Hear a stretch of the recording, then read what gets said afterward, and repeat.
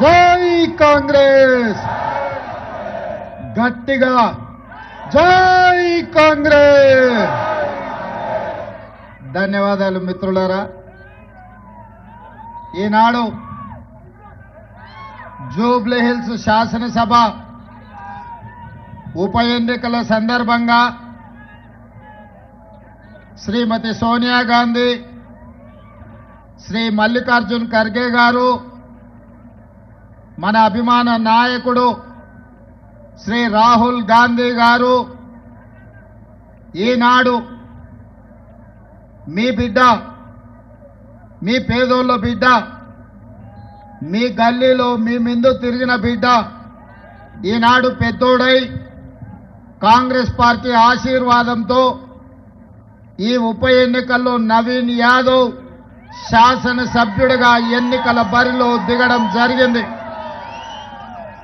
ఈ కార్యక్రమానికి సభాధ్యక్షత వహించిన జిల్లా పార్టీ అధ్యక్షులు, రాజ్యసభ సభ్యులు, యువ మిత్రులు అనిల్ యాదవ్ గారి అధ్యక్షతన మా పిసిసి అధ్యక్షులు మహేష్ కుమార్ గౌడ్ గారి పర్యవేక్షణలో నా సహచర మంత్రివర్గ సభ్యులు, పార్లమెంట్ సభ్యులు, శాసన మండలి సభ్యులు, శాసన సభ్యులు వేలాదిగా యూసుఫ్గూడ నుంచి వెంగళరావు డివిజన్ యొక్క ప్రతాపం చూపిస్తూ ప్రతి ఇంటి దగ్గర మా ఆడబిడ్డలు పూల వర్షం కురిపిస్తూ మేము అండగా ఉంటాం, ఈసారి జూబ్లీ హిల్స్ గడ్డ మీద 3 రంగుల జెండా ఎగరేస్తామని నాకు నమ్మకం, విశ్వాసం కల్పించడమే కాకుండా అండగా నిలబడ్డ వేలాది మంది మిత్రులందరికీ కూడా మనస్ఫూర్తిగా ధన్యవాదాలు, కృతజ్ఞతలు తెలియజేస్తున్న మిత్రులారా. మిత్రులారా, రాజకీయాలలో ఒడిదుడుకులు ఉంటాయి, ఎగుడు దిగుడు, ఎత్తు పల్లాలు ఉంటాయి. అవకాశం అన్నిసార్లు రాకపోవచ్చు, అవకాశం అందరికీ రాకపోవచ్చు. కానీ అవకాశం వచ్చినప్పుడు మన కోసం కష్టపడే బిడ్డని, మనతో ఉండే వాడిని ఎన్నికల్లో నెగ్గించుకోకపోతే చారిత్రాత్మకమైన తప్పుగా పరిణమించే ప్రమాదం ఉన్నది. ఇవాళ ఈ ఉప ఎన్నికల సందర్భంగా బీఆర్ఎస్ వాళ్ళు అంటున్నారు సెంటిమెంటు ఆశీర్వదించండి అని. నేను ఇవాళ ఈ వేదిక మీద నుంచి ఒక పాట సూటిగా బీఆర్ఎస్ పార్టీ అధ్యక్షుడు పెద్దలు కల్వకుంట్ల చంద్రశేఖరరావు గారిని ఒక మాట అడగదలుచుకున్నా. ఆనాడు 2007లో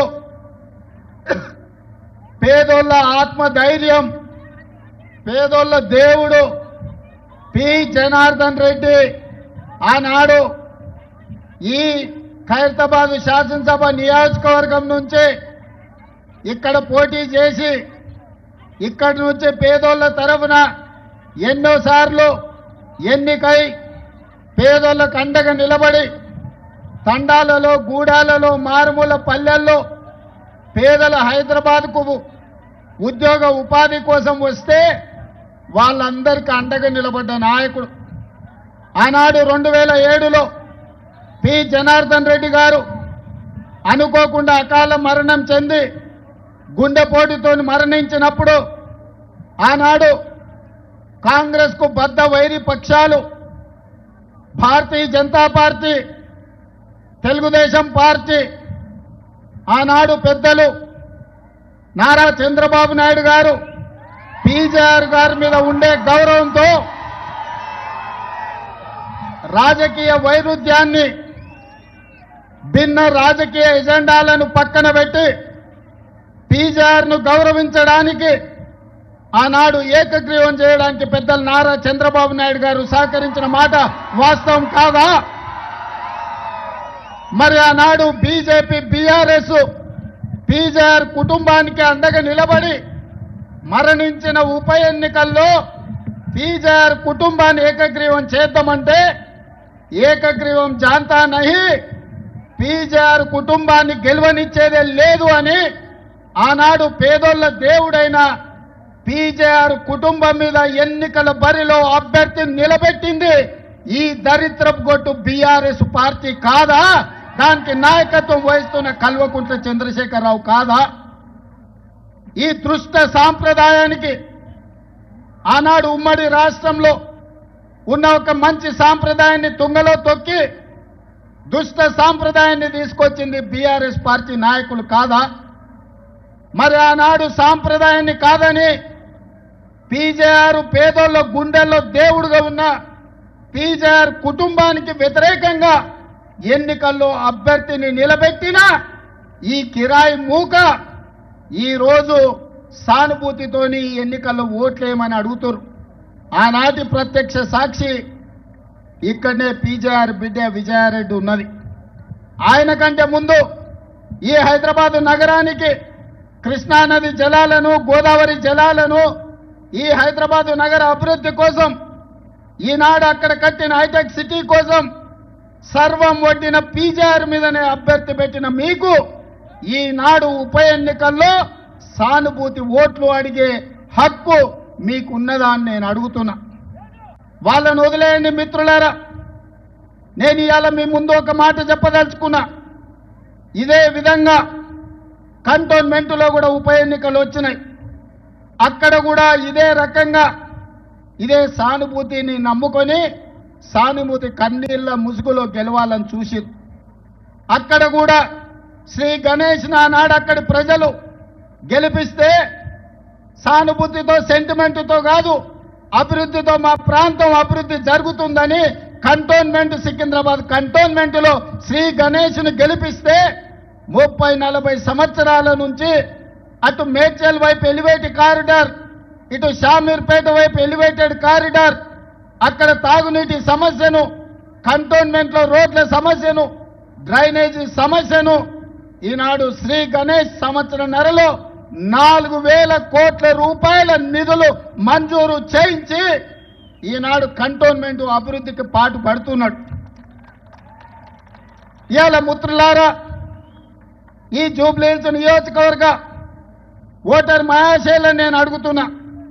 2014, 2018, 2023 ఇదే అభ్యర్థిని ఇదే బీఆర్ఎస్ పార్టీని గెలిపించారు. జూబ్లీహిల్స్ ఎమ్మెల్యే వారే, మున్సిపల్ మంత్రి వారే, ముఖ్యమంత్రి వారే. మరి మీ ప్రాంత సమస్యలు ఎందుకు పరిష్కారం కాలేదు? ఏనాడైనా ఆనాటి మున్సిపల్ మంత్రి కానీ, ఆనాటి మాజీ ముఖ్యమంత్రి కానీ ఎన్నడైనా మీ పేదోళ్ళ దగ్గరకు వచ్చిండ్రా? జూబ్లీహిల్స్ ప్రజల మొహం చూసిండ్రా? ఏనాడైనా ఈడ మా సీనియర్ కార్మిక సోదరులుండు 10 ఏళ్లలో ఎన్నడన్నా మా సినిమా కార్మికులను ఆనాటి ముఖ్యమంత్రి ఎప్పుడైనా కలిసిండా? ఎన్నడైనా పలకరించిండా? మీ సమస్యలు ఎట్లున్నాయి? మీ పిల్లలు బడికి పోతుర్రా లేదా? మీకు షూటింగ్లలో ప్రమాదం వస్తే మీ గురించి ఎవరైనా పట్టించుకుంటున్నారా అని ఒకరోజు అడిగిండా? కనీసం వాళ్ళ ఆరోగ్యం దెబ్బతింటే దవాఖాన్లలో వాళ్లకు చిన్న సూది మందైనా ఏపీయడానికి ఎప్పుడైనా వాళ్ళు ఆలోచన చేసిండ్రా? ఇవాళ అన్ని రకాలుగా ఈ నగరాన్ని అభివృద్ధి చేయాలని మేం ప్రయత్నం చేస్తుంటే ఈ ప్రాంతం నుంచి ఓట్లేయించుకొని ఈ సికింద్రాబాద్ పార్లమెంటు నుంచి 2 సార్లు ఎంపీగా గెలిచి 2 సార్లు మంత్రిగా అయిన నంగనాచి కిషన్ రెడ్డి మన మెట్రో రైలుకు అడ్డం పడుతున్నాడు. ఇవాళ మన మూసీ నది అభివృద్ధి కోసం అడ్డం పడుతున్నాడు.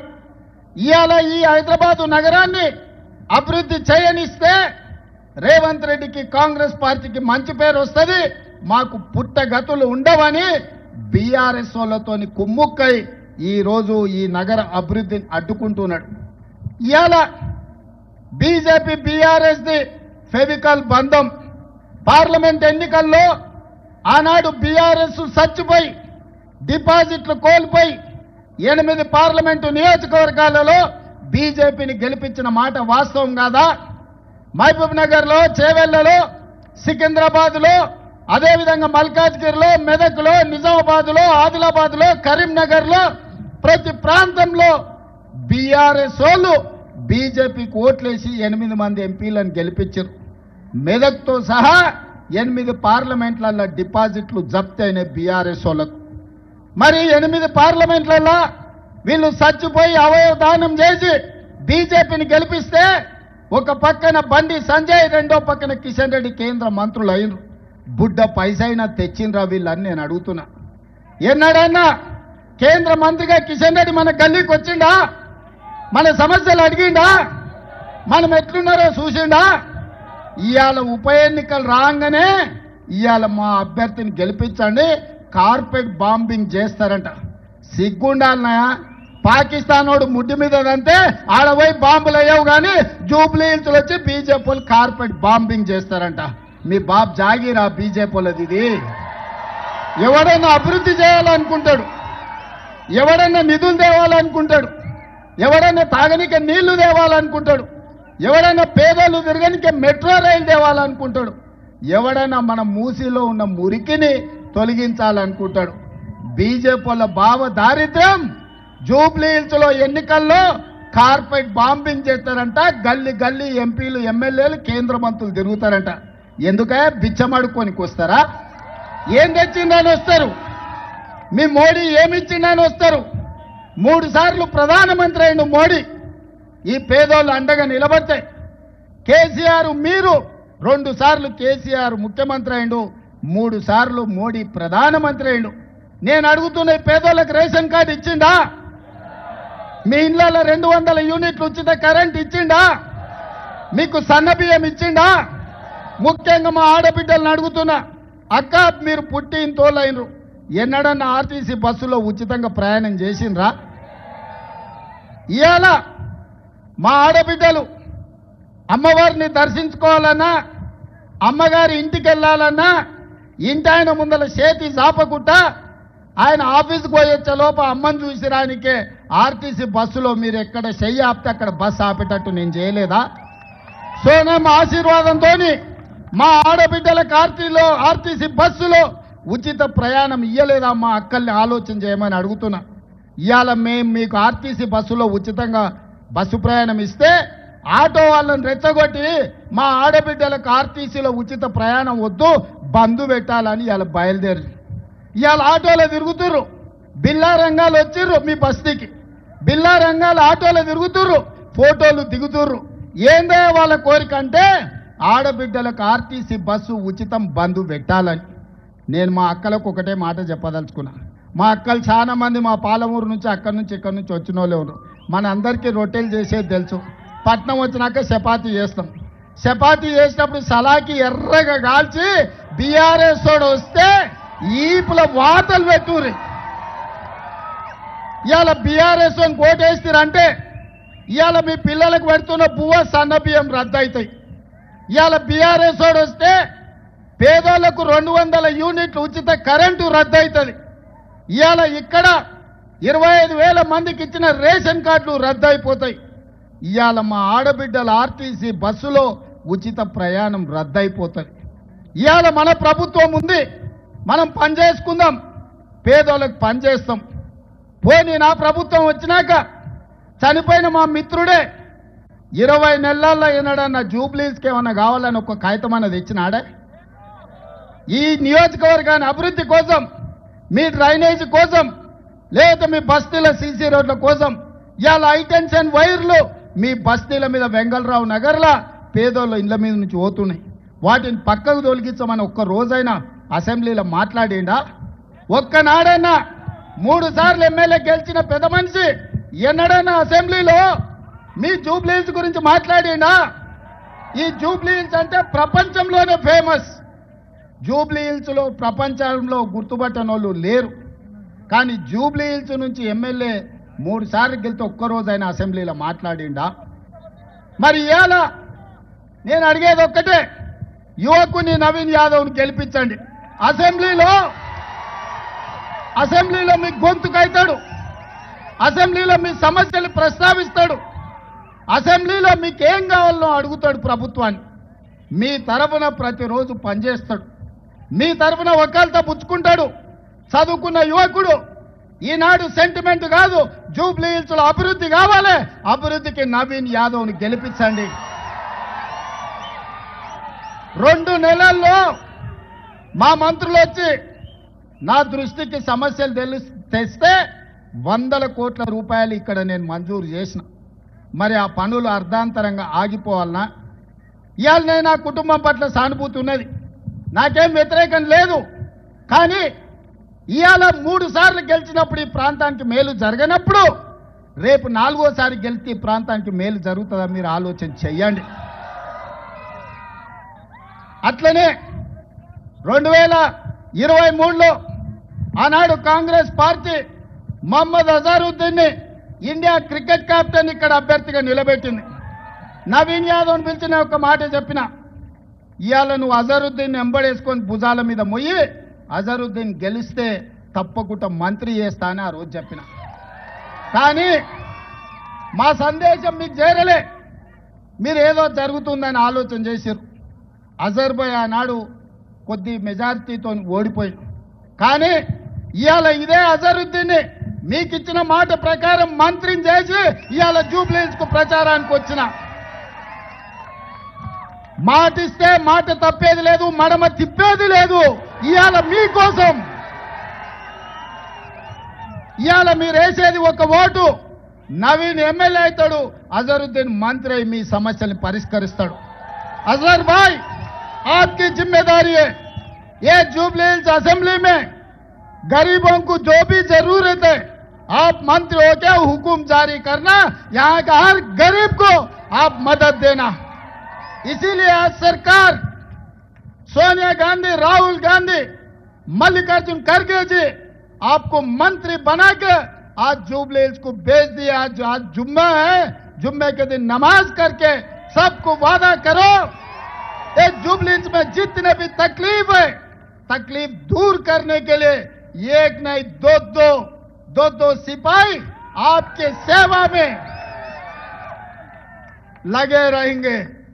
మిత్రులారా, ఇవాళ నేను ఒకటే మాట చెప్పదలుచుకున్నా, ఈ జూబ్లీ హిల్స్ లో గెలిపించండి. అభివృద్ధి అంటే ఏందో నేను చూపిస్తా, అభివృద్ధి ఎట్లా చేయాలో నేను చూపిస్తా. వర్షాలు వస్తే మీ బస్తీలు మునిగినాయి. నేను వచ్చిన మైత్రి వనంలో నేను వచ్చి బస్తీలు తిరిగిన, మీకు నీళ్ళల్లో మునిగిపోతే మీ కష్టాలలో మిమ్మల్ని ఆదుకోనికే నేను వచ్చిన. ముఖ్యమంత్రిగా ఉండి నేను మీ బస్తీలు తిరిగిన, మున్సిపల్ మంత్రిగా ఉన్నా ఆ పోరంబోకు ఆయన ఎప్పుడన్నా వచ్చిందా? ఇవాళ మీ పిల్లల భవిష్యత్తు కోసం గంజాయిని, డ్రగ్స్ ను నిషేధించాలంటున్నా. ఇవాళ గంజాయి, డ్రగ్స్ గురించి ఆలోచన చేస్తే లాగులో తొండలిడ్చి కొడతా అని నేను అంటున్నా.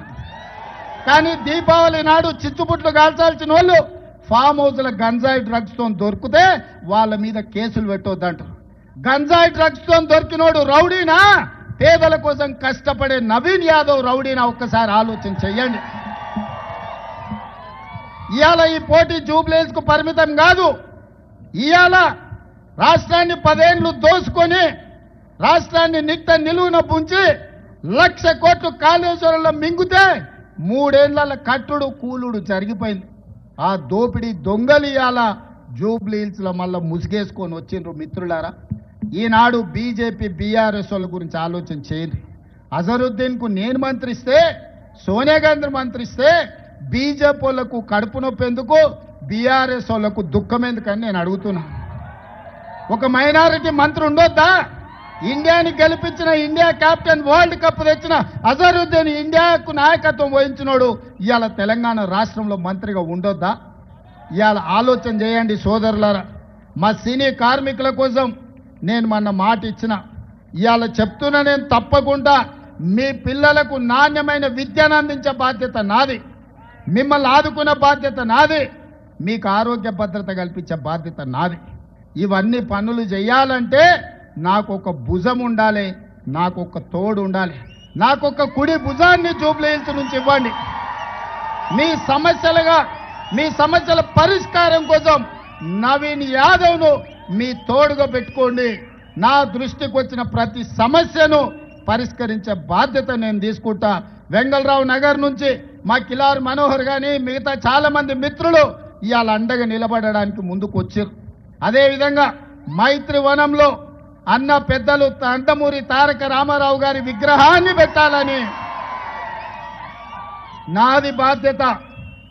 పెద్దలు నందమూరి తారక రామారావు గారి విగ్రహాన్నే కాదు, ఆ విగ్రహాన్ని తెలంగాణ రాష్ట్ర ముఖ్యమంత్రిగా నేనొచ్చి ప్రారంభిస్తా.